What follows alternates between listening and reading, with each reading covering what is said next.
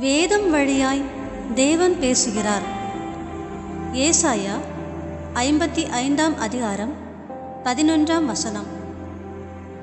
அப்படியே என் வாயிலிருந்து புறப்படும் வசனம் என்னிடத்திற்கு வெறுமையாய் திரும்பாது, அது நான் விரும்பினதே செய்து நான் அனுப்பின காரியத்தில் வாய்க்கும்படி செய்யும்.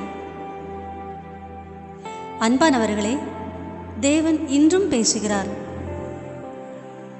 அவர் பேசும் வழி, ஒரே வழி, வேதாகமம் மட்டுமே.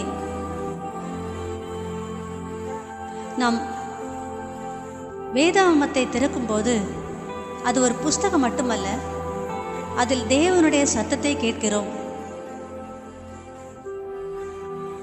நாம் வேதத்தை திறந்து வாசிக்கும்போது அது நம் இருதயத்தை குணப்படுத்தும், நம் காயங்களை ஆற்றும்,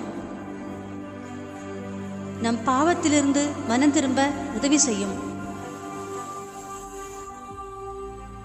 வழிமாறி போனவரை நேர்வழியில் நடத்தும். நம் ஒவ்வொரு நாளும் ஒரு வசனத்தை படிக்கும்போது அந்த வசனத்தின் வழியாய் நிச்சயமாகவே தேவன் நம்மோடு பேசுவார். ஆதலால் நாம் ஒவ்வொரு நாளும்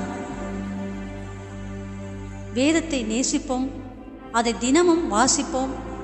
ஏனெனில் தேவன் வேதம் வழியாகவே பேசுகிறார். நாம் ஜெபிப்போமா?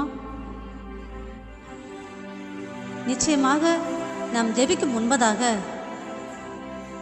தேவன் என்னோடு பேசட்டும் என்று ஆவலோடு ஜெபித்துவிட்டு வசனத்தை படிக்கும்போது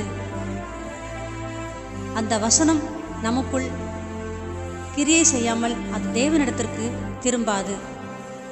ஜெபிப்போம். வாருங்கள். எங்கள் அன்பின் பரலோக தகப்பனே, இயேசுவின் வழியாய் உம்மை நோக்கி பார்க்கிறோம். எங்களோடு எப்பவும் பேச ஆசையோடு காத்து கொண்டிருக்கும் உம்முடைய வேதாகமத்தை நாங்கள் தினமும் அதை நேசித்து வாசிக்க, அதில் தேவனுடைய சத்தத்தை கேட்க எங்கள் செவிகளை திறந்தருளும். இயேசுவின் மூலம் பிதாவே, ஆமேன்.